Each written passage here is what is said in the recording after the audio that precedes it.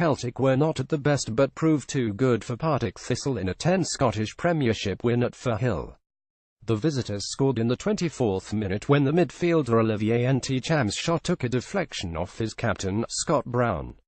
The defending champions, with a Champions League playoff first leg tie against Astana to play on Wednesday, dominated for large spells but found creating chances increasingly difficult, giving battling Partick hope all the way to the final whistle.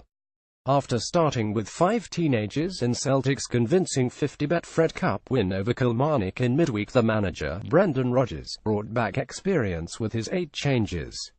James Forrest replaced the striker. Lee Griffiths is the main attacker with Brown, Mikael Lustig, Bitin, Jozo Simunovic, ntcham, Callum McGregor and Scott Sinclair also coming into the starting lineup.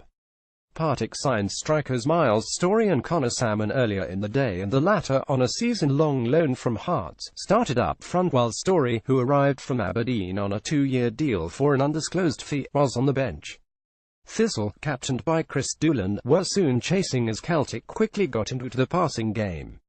In the 9th minute, Thomas Cerny made a decent save from Forrest's drive on the turn inside the box, after Sinclair had sliced through the defence with ease. The breakthrough came after Cerny made a fine save from Bitton's curling free-kick from 25 yards at the expense of a corner. Johnny Hayes' cross was cleared but only to ntcham, and the 21-year-old French midfielder, signed from Manchester City in the summer, fired it straight back in with the ball appearing to come off Brown before it passed Cerny. It was all too comfortable for the champions at that point, and they came close to a second when Brown headed a Lustig cross onto the roof of the net.